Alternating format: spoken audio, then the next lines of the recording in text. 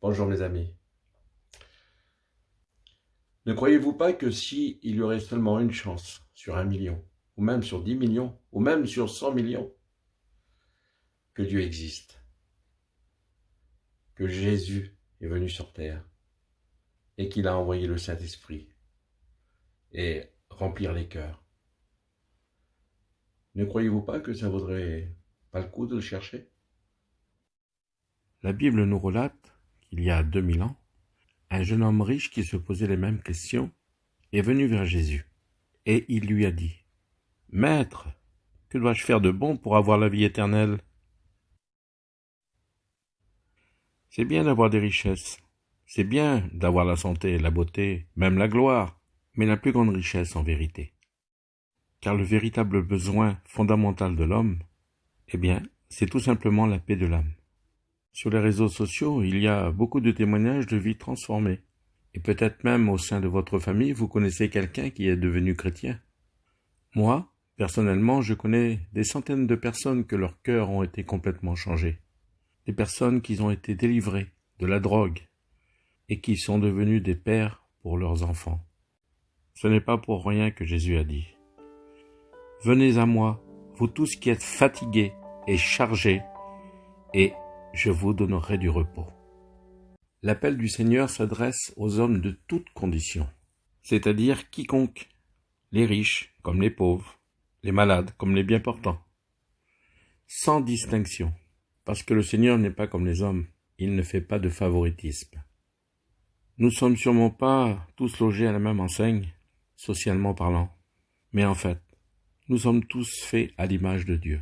Si nous les hommes, nous sommes apparemment différents, eh bien notre âme, c'est-à-dire nous, notre moi intérieur, a besoin de Dieu. Et nous devrions tous avoir le désir de vivre en harmonie avec notre Créateur.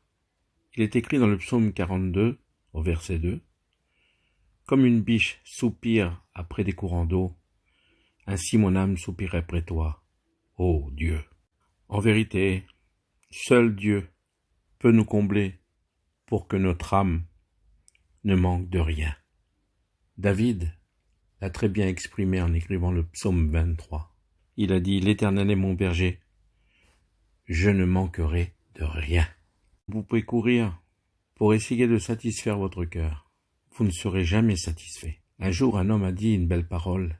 Il a dit : « Il y a un vide dans le cœur de l'homme, en forme de Dieu. » Il est écrit dans le psaume 107, au verset 9, « Car il satisfait l'âme altérée.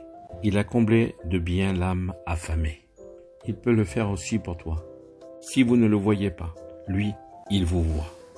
Même si vous ne le comprenez pas, lui, il vous comprend et il sait de quoi vous avez besoin. En vérité, l'homme est la couronne de sa création et il vous aime. Un jour, Jésus a dit à une femme qui allait puiser de l'eau que Dieu est esprit. Il est en haut, il est en bas, il est devant, il est derrière, il est tout autour de moi. C'est-à-dire qu'il est omniscient. Il a la connaissance parfaite de toutes choses. Puisque Dieu est partout, eh bien, il est absent de nulle part. Puisque son esprit connaît tout, alors il te connaît parfaitement. Et il attend que tu te réveilles. Il est écrit dans Genèse 28, 16, « Jacob s'éveilla de son sommeil, et il dit : Certainement, l'Éternel est en ce lieu. Et moi, je ne le savais pas. » Nous courons tellement dans ce monde moderne. Mes amis, arrêtez-vous un petit peu. Regardez vers le ciel. Cherchez-le, car lui, Dieu, il vous cherche. Ne croyez pas que Dieu se cache. Au contraire, il est écrit dans Jean 14 que votre cœur ne se trouble point. Croyez en Dieu et croyez en moi.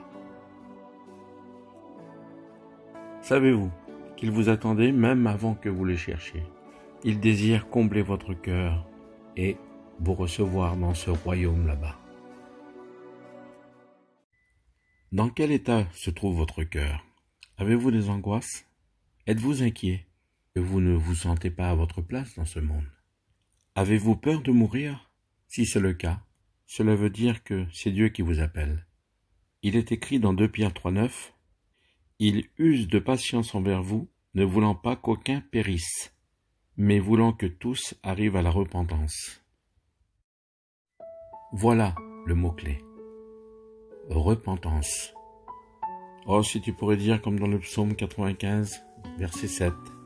Oh, si vous pouviez écouter aujourd'hui sa voix.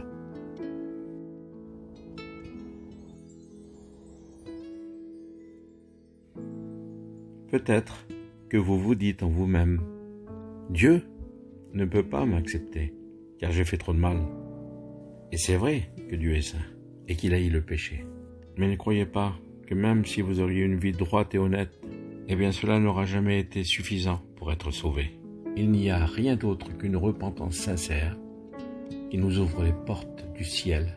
Dieu en effet n'a pas envoyé son Fils dans le monde pour qu'il juge le monde, mais pour que le monde soit sauvé par lui. La Bible nous parle clairement. Elle nous dit qu'il n'y a pas d'autre chemin que Christ et que l'homme ne peut se sauver lui-même. Dieu veut vous changer. Et la bonne nouvelle, c'est qu'il le peut, car ce qu'il a dit, son bras l'accomplit. Il est vivant. Alors demandez-lui, il vous pardonnera. Dites-lui que vous en avez marre, que vous voulez le suivre, là où il vous conduira. Jésus a dit dans Jean 14,6, « Je suis le chemin, la vérité et la vie. Nul ne vient au Père que par moi. »